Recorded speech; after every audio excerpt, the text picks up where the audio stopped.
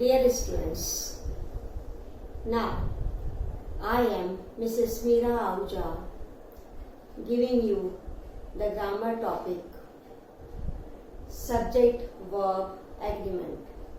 I hope you have learned all the topics very sincerely. Now, this topic is a very new topic to you, but if we see, then you will find that it is a very easy topic. All of you use these things, but you have not learned by the title subject verb agreement. आप सभी देखते हैं कि हमें पता है कि subject के अकॉर्डिंग हम लोग वर्ब लगाते हैं, तो वर्ब जो होता है वह सब्जेक्ट के अकॉर्डिंग लगता है, लेकिन वह दो बातों पर डिपेंड करता है। एक है नंबर, दूसरा है पर्सन। अब अगर हम लोग देखते हैं तो उसमें क्या होना चाहिए कि verb should be of the same number and person as the subject, कि जो वर्ब होना चाहिए वह सेम नंबर का होना चाहिए, सेम पर्सन का होना चाहिए जैसा सब्जेक्ट है। अब यह बात आप कैसे समझेंगे?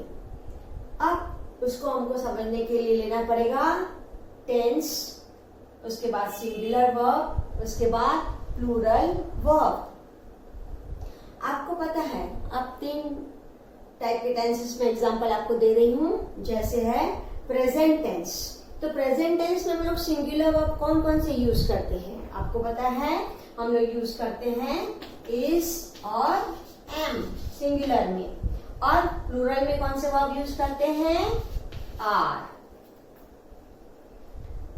Second, past tense. Past tense में हम लोग सिंगुलर वर्ब कौन सा यूज करते हैं? वॉस, और प्लूरल में वर। उसके बाद मैंने थर्ड टेंस लिया है प्रेजेंट परफेक्ट टेंस। अब प्रेजेंट परफेक्ट टेंस में सिंगुलर में हम लोग कौन सा वर्ब यूज करते हैं? हैज, और प्लूरल में है। ये सब बातें आप लोगों को पहले से पता है। फिर से मैं एक बार आपको बता रही हूँ कि यह जो नया टॉपिक है, यह आपको 10th क्लास के एग्जाम में 2 टाइप से आता है। वह 2 टाइप में आपको लास्ट में बताऊंगी कि कैसे उसके क्वेश्चंस आते हैं। पहले हम लोग समझ लेते हैं कि जो वर्ब होता है वह एग्री कैसे होता है? सब्जेक्ट के अकॉर्डिंग टू द नंबर और अकॉर्डिंग टू द पर्सन। जब वर्ब हम लोग लिखते हैं तो वह कैसा होना चाहिए, उसमें हम लोग देखते हैं कि टेंस के अकॉर्डिंग वर्ब होना चाहिए। अगर प्रेजेंट टेंस है तो सिंगुलर वर्ब हम लोग कौन सा यूज करते हैं? इज और एम, और प्लूरल में आर। अगर पास्ट टेंस है तो हम लोग सिंगुलर में वर्ब यूज करते हैं वॉज, और प्लूरल में वर्ब यूज करते हैं वर। अगर प्रेजेंट परफेक्ट टेंस है तो उसमें सिंगुलर में हम लोग वर्ब यूज करते हैं हैज, और प्लूरल में हम लोग वर्ब यूज करते हैं है। अब यह जो टॉपिक है यह आप लोग धीरे धीरे करके समझेंगे, और साथ साथ में आप लोग आगे चल के जब आप लोग फिर से वीडियोस को देखेंगे तो आप अपनी कॉपी में इसको नोट कर लेंगे। अब एक है कि जब हम लोग सिंगुलर वर्ब जो रहता है उसमें अगर हम लोग कोई भी नाउन में एस लगाते हैं तो उस समय क्या होता है, और जब हम लोग प्लूरल में करते हैं तो वह कैसा होता है। अब मैं आपको यह समझा रही हूँ। अगर कोई भी नाउन है, जैसे मैंने नाउन लिया बॉय, अगर उसमें मैंने एस ऐड किया तो वह क्या बन जाता है? बॉयज। यानी अगर मैंने सब्जेक्ट जो है वह सिंगुलर लिया है तो लास्ट में क्या बन जाएगा? प्लूरल। नाउन लिया है तो। लेकिन अगर मैंने वर्ब लिया है और वर्ब में मैंने अगर एस जोड़ा है, वर्ब में क्या जोड़ा है?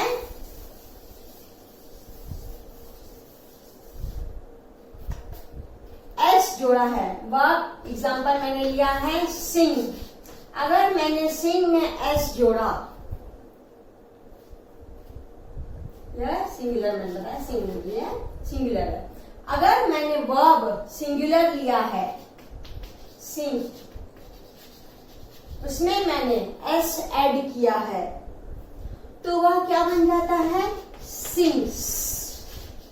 सिंग्स जो बन रहा है, वह सिंग्स जो है वह भी क्या बन जाएगा? Singular verb.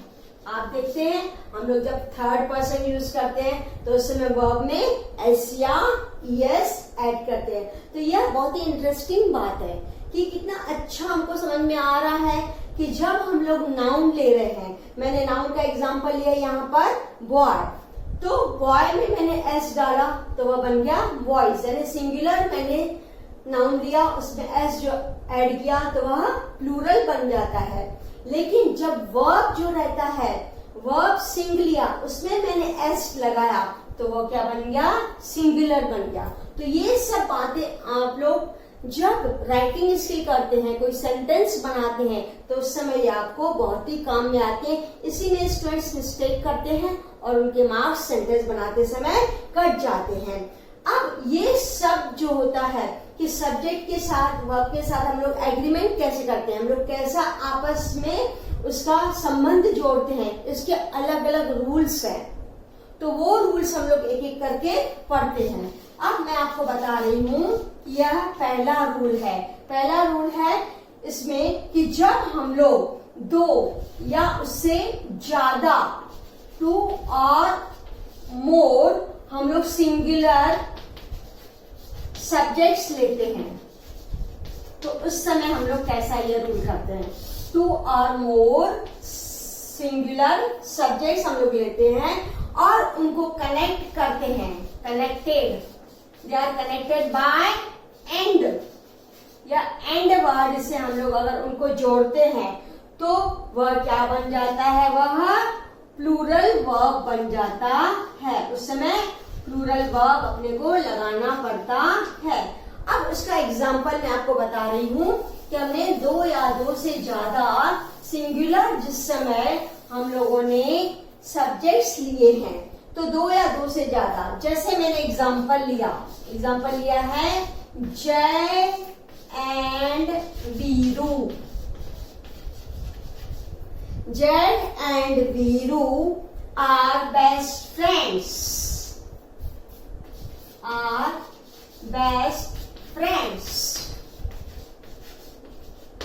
अब इसमें आप देखिए कि मैंने आपको क्या बताया, दो या दो से ज्यादा आपके सब्जेक्ट्स हैं, टू और मोर सिंगुलर सब्जेक्ट्स हैं। अब उस समय हम लोग देखते हैं कि वो एंड से जुड़ा हुआ है, Jay and Veeru are best friends. उस समय हम लोगों ने क्या लगाया? वर्ब कौन सा लगाया? आर। तो यह आर क्या है? Plural verb. बच्चे मिस्टेक क्या करते हैं? जय सिंगुलर है, वीरू सिंगुलर है, यहां पर हमको क्या लगाएंगे? Is. That is totally wrong. जय एंड वीरू दो सिंगुलर सब्जेक्ट्स हैं, उनको एंड से ज्वाइन किया गया है, तब हम लोग वर्ब लगाते हैं आर। समझ में आ गया आपको? तो पहला रूल हमने क्या पढ़ा कि जब हम लोग दो या दो से ज्यादा सिंगुलर सब्जेक्ट्स को कनेक्ट करते हैं एंड से, उस समय हमको प्लूरल वर्ब लगाना पड़ता है। एग्जाम्पल आप लोगों ने देखा, Jay and Veeru are best friends, तो हम लोगों ने जय सिंगुलर सब्जेक्ट लिया, वीरू सिंगुलर सब्जेक्ट लिया, उसको एंड से ज्वाइन किया, तो उस समय हमको वर्ब कौन सा मिला? आर। अब आपको मैं सेकेंड एग्जाम्पल देती हूँ, वो आप लोग थोड़ा मुझे बताएंगे कि आप लोग को समझ में आ रहा है या नहीं। आप खुद उसको करने की कोशिश करेंगे। अब मैंने एग्जाम्पल लिया है, are your friends and relatives in town. मैंने इंट्रोगेटिव सेंटेंस लिया है। अब इसमें आप देखेंगे are your friends and relatives, and से ज्वाइन किया है, या दो डिफरेंट, टू और मोर मैंने बोला तो ये मोर है, सिंगुलर सब्जेक्ट्स है। अब इसमें आप देखेंगे हमने कौन सा वर्ब यूज किया है, are your friends and relatives in town. तो आप लोगों को दो एग्जाम्पल से समझ आ गया। ये सभी एग्जाम्पल्स जो हैं आप लोग अपने प्रैक्टिस के लिए अपनी फेयर कॉपी में लिखते जाएंगे। तो रूल नंबर 1 आप लोगों ने समझ लिया। अब मैं आपके सामने बता रही हूँ रूल नंबर 2। ये आप लोग बाद में वीडियो देखकर फिर से लिख सकते हैं ना। Rule number 2,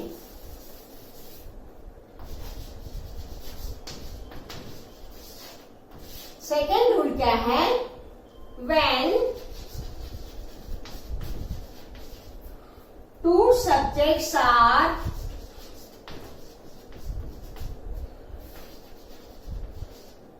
joined by and but represent one idea, then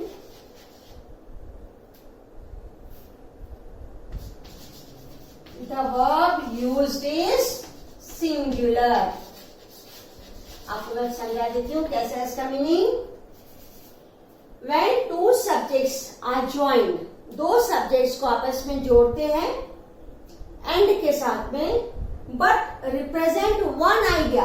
और सब्जेक्ट्स दो हैं लेकिन वो आइडिया कौन सी बता रहे हैं, उनका कहने का मीनिंग क्या है, वो एक ही बात कह रहे हैं। Then the verb is singular. उस समय दो होने के बाद वो आइडिया एक ही रिप्रेजेंट कर रहे हैं, तो हम लोग वर्ब कौन सा यूज करते हैं, सिंगुलर। उसके लिए आप एग्जाम्पल देखते हैं। एग्जाम्पल है time and Tide,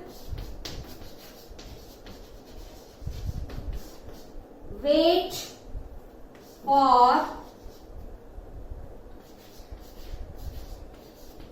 none।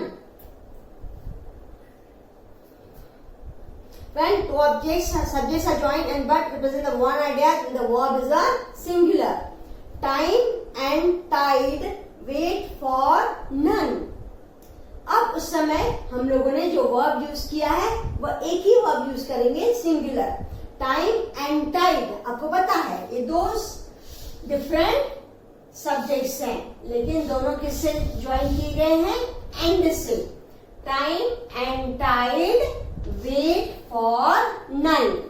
Wait आप देखेंगे सिंगुलर वर्ब है। अब यह एग्जांपल आपका हो गया। अब इसी में आप लोग सेकंड एग्जांपल दिए हैं, one idea that the verb is a singular. Second है slow and steady. Slow and steady wins the race।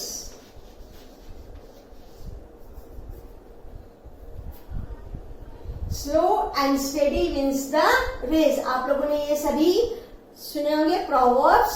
Slow